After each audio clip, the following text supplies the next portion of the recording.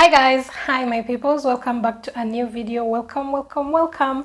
Thank you so much for tuning in. If you're new here, Nabz Arah is the name. Kindly subscribe down below and join the community. We hit 14,000 English. We hit 14,000 subscribers and I'm so grateful. Thank you so much for subscribing. Road to 20k. Share the channel with anyone that you know. Let's do this. First of all, I'd like to give a shout out to two new channel members. So we have Kelvin Kim and Luzira. Thank you so much for contributing to the channel financially. If you'd like to join the membership community, please tap the join button. There is an intro video of me explaining what you'll get in return. Anyway guys, my trip to Rwanda was short and sweet. Is that what they say? When it was too short for you to experience everything, but you loved it and you can't wait to go back. Anyways, today I'm presenting to you with my culture shocks in Rwanda. I have a list because if I don't keep a list, I'll most likely forget everything. So let's start off from the border. Guys, this shocked me 12 years ago when I first visited, and it still shocked me when I visited this year. At the border, they will manually check your luggage. Now that I think about it, do they do this when you fly in? Because even when I went to Rwanda, the first time I went, we flew to Bujumbura, then took a bus and had a road trip from Bujumbura to Kigali. So I don't really know. But at the border, when we used buses, or when you just drive in, they manually check the luggage. So first they will scan it, but then they will open and get in there and see what do you have. I think it's to take away the polythene bags, the plastic bags, but I am wondering, guys, those that fly into the country, can you please leave us a comment and let us know, do they do this at the airport? Otherwise, that is a culture shock. That's the only place I've seen it. I've not seen it anywhere else. Maybe I'm yet to see it in some other countries. The second one was the language barrier. So this shocked me back then, and it still shocked me this time when I visited, though this time it was a bit improved. Let me explain it like this. When I first went, I hardly met anyone that spoke English. It was so hard for me to communicate.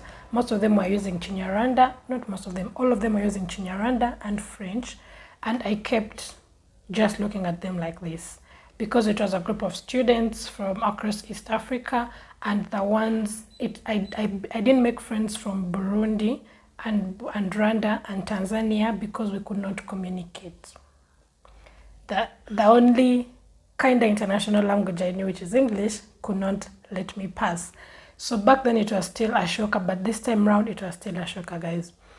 So now I have friends from there that speak English, and generally people have begun to, I think, speak English there because it wasn't as hard to communicate. But I got into two scenarios because of language barrier, and these two scenarios were with motorbike guys. So the first one, the very first, I think like my second day, the day that we missed the day tour that we had booked and missed our bus to Burundi and had to stay an extra day, we got an accommodation like I told you, and we left that accommodation to go run errands with a friend from Rwanda. Then he got us motorbikes, explained to them exactly where we are going, because we were new there, like we had gone there, but that doesn't mean that we could locate the place, especially at night.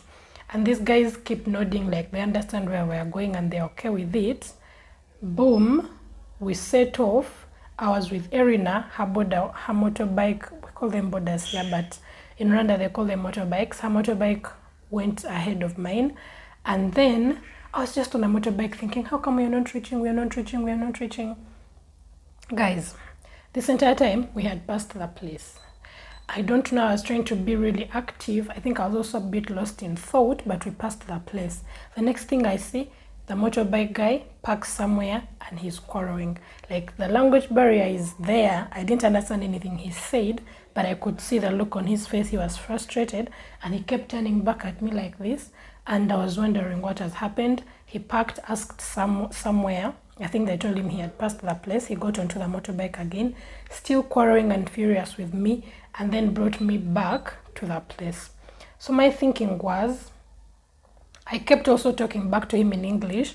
This was the most frustrating thing, like talking to someone, you know, they're not picking anything. They're also talking to you. You're clearly not picking anything, but you keep exchanging words. It was so, like, it made me so furious, and I could tell he was also getting so furious, so I stopped talking. Thank God where he parked, Erina was standing there at the roadside waiting for me. Like, she didn't go into the accommodation before I arrived.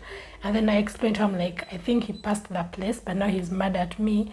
And it was just a whole, we paid him and he went. It was also, the next time it happened, it was still with a motorbike guy. This was when we were getting buses to come back to Kampala. We were from town, and then we get again 2 motorbikes, because you can't sit 2 people on a motorbike, which I think if we're in Uganda, all these, okay, if we're in another country where 2 people can sit on a motorbike, I wouldn't go through these scenarios, because we'd just share the motorbike and we'd both reach at the same time. But because we couldn't share, we sit on different motorbikes. And Erina emphasizes, I also emphasize, we tell him Nyabugogo main entrance. He nods like he has understood. Again, how would we know that he has not understood? So we're supposed to all meet there. Erina had the money on her. She was the one going to make the payments. Oh my God. We get the motorbike guy did not take me to the main entrance. I can tell because I'd been to Nyabugogo, like, this would have been like, I think my 4th time, because we arrived and the bus parked in Nyabugogo. When we were going to Burundi, we stopped in Nyabugogo. We boarded from Nyabugogo. When we came back, the bus left us in Nyabugogo. So clearly, I had an understanding of where the main entrance is and where it's not. So where he put me, I could tell we are near, but this guy had not even put me at like any entrance. He had put me at over like the nearby petrol station. It was so confusing. So now I start to tell him, go ahead, but I think he's not getting me, and I'm not getting him. So I just keep pointing. He keeps driving, but at this point he's mad, and I'm wondering, why are you mad? All I'm saying is, I think he was mad that he wasn't understanding me. Guys, I've never experienced this level of language barrier. It was, it got me shaking, especially at this incident, because I was like, what, maybe now this guy thinks I don't have the money to pay him, and it's a trick, and blah, blah. So he continued, but where he continued and he put me at the exit. I also know the exit, like I've told you, I'd been in the park a couple of times and I could tell. He put me at the exit. So I'm trying to tell him, where you've put me is the wrong place, because my friend is waiting for you on the other side with the money to pay. Do you see how I've slowed down? I was slowing down as if if I slowed down, he would get me. He was not getting me. Guys, I was now stranded. I started tapping different people, stopping them to ask them if they know English. Again, I'm asking them in English. I'm like, do you know English? And this guy is still quarreling. He's standing nearby me. He's quarreling. He's saying a lot of words. I can't get what he's saying. So some guy, he's a security guard, I think, guarding like a building somewhere there. I asked him, do you know English? He says little. Then he starts to listen to what I'm telling him. I think he picked, but he couldn't respond to me. So he talks to the motorbike guy in Kinyarwanda, and the motorbike guy goes and parks his motorbike somewhere. Then the guy holds my hand and holds the hand of the motorbike guy and takes us inside the park. So I'm like, hey, where are they taking us? What has happened? So we go, he takes me to, I think, a guy, his shirt read something like, I think he's like the people in charge of the park, like maintaining order and all that. The guy he took me to could speak proper English. I was like, thank God. I explained to him the entire scenario, and he's like, okay, so your friend is at the main entrance? I tell him, yes, my friend is at the main entrance. They explained to the motorbike guy, but he was still furious. So he's like, can you call your friend? I'm like, I don't have a local SIM card. Put your friend's number here, let me call your friend. But now Erina's number is a Ugandan line. Like when we are there, MTN could work on roaming, but if a local person is trying to call us on our local lines, they would need way more airtime. So the number couldn't go through. And then I'm like, can I go with one of you to the main entrance? I'm sure she's there. Hey. Thank God Erina calls. She calls my number. I pick, I tell her I'm here. I've gotten into an argument with the motorbike guy. He put me at the wrong entrance. Can you come to the exit near Volcano buses? We are standing there and you pay him. She came, we paid the guy. Let me tell you people, language barrier can have you shaking in your boots like, what have I done now? It was like too much. And I noticed like when I came back home, I was trying to compare it, and I'm like, okay, if a foreigner comes here and they're trying to communicate with a border guy in Uganda, what are the chances that this border guy will be able to speak English with this foreigner? And then I was like, maybe the chances would be a bit low, maybe they're higher now. It was, guys, you can leave down below your experiences with language barrier as you traveled, because I think you'd have some really interesting stories to tell. My third point, actually, I've even mentioned it as I was mentioning the other one. Only one person can share the motorbike. One like this. What did I say can share? Only one person can sit on a motorbike. You can't sit two. That was a culture shock to me. In Uganda, people even sit 4, 5. It is strange and dangerous, but it happens. The other thing is also related with a motorbike. Everyone has a helmet. Way back when I first wanted to go to Rwanda last year, my friend told me you're supposed to have a headscarf or something to put on your head before they give you the helmet. Otherwise, they'll not give you the helmet. Turns out nowadays they give you the helmet. So for you to be on a safer side, you should carry a scarf to use on your head before you put the helmet, because the helmet touches everyone's hair. And if you want to be on a safer side, you should carry something, but they're not strict anymore. They give you and you put on your bare head. Yeah. The other thing, I'll talk about the food. All the 4 of us, we discovered and we could taste a lot of a fresh ingredient in the food, and that fresh ingredient, in our opinion, when it's too much, it was just too much. It made the food not the best to our taste. So this ingredient, some people call it dania, some people call it coriander, some people call it oatmeal. I don't know what the right name is, but it has all those 3 names. They put a lot of it, and in reality, we're having a conversation with one of our friend from Rwanda, and she says they like to cook with fresh ingredients as opposed to dried ingredients, and they like dania so much, so they put a lot of it. So to them, they like that taste. To us, we just keep feeling like it's too much. So there was that taste, and then there was like a tangy, how can I explain it? A taste that is like, it's, how can I explain this taste? Like, tangy is the word I can use. Like, tamarind, like kind of the taste of tamarind. Like, there is that ingredient, I don't know what that ingredient is, but it made the soups taste like, it has that katangi taste when you swallow. I don't know if I made sense, guys, but yeah. So yeah, that was a culture shock. Dania, literally when we are cooking here, we use like 1 leaf or 2. That thing has a strong smell, and yeah, that was a culture shock. The other one, they drive on the right, guys. They keep right as they're driving. Their driver sits on the left. I feel like this, the moment we got there, I was just like, especially when we are walking on the road, I just keep thinking they might knock us. When we're walking to get motorbikes, like let's say we want a motorbike going down, we would be walking on the other side instead of walking on the right. Like would be walking on the left instead of walking on the right. Am I making sense? Either way, we're just so confused.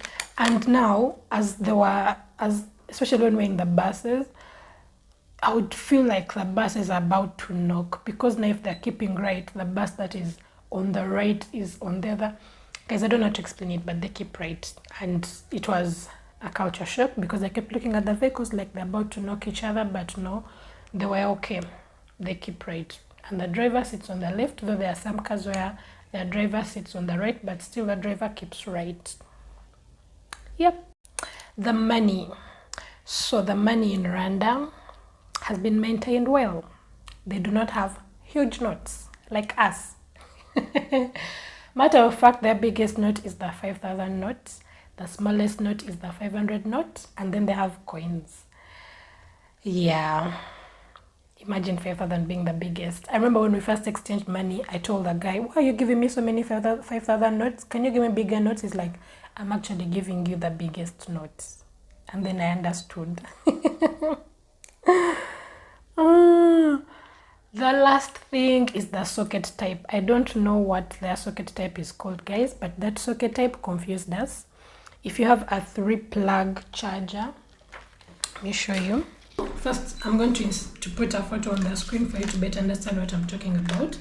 But these are the kind of chargers we have that are common in Uganda, and our sockets favor this kind of, let me not say chargers, this kind of plugs, okay? Our sockets favor these. In Rwanda though, their sockets favor the 2-plug kind of plug. So this is a plug for my electric kettle. The socket they have is favorable for this. The way we struggled when we wanted to charge, and then they were telling us, now you need an extension, now you need what. So actually, depending on how long you're going to stay, you might have to buy an extension to plug in your 3 plugs. That's the only way you'll be able to use them. Or you can switch and buy a charger that has 2 plugs, but that's how their sockets are. I think those are my culture shocks. I have taken a few days writing them down, trying to remember some. Of course, I might have forgotten some. If I have, I will put them in the pinned comment down below. Thank you so much, guys, for watching. I appreciate you so much, and I love you guys so much. Thank you so much for supporting me and supporting my work. I touched the microphone. Thank you so much for supporting me and supporting my work and making sure that I keep traveling and bringing you this content. I can only do it because you guys keep watching and support me. Also, guys, don't skip the ads. Please don't skip the ads. That's how I make the money. Plus, please join the membership community so that you contribute a fee towards the channel and the travels. And if you'd like to contribute outside of YouTube, my WhatsApp number is down below. You can also use it for SendWave and any other ways that people send money to mobile money in Uganda. Thank you so much, guys, for watching. I appreciate you so much. I'll see you in another one. Bye.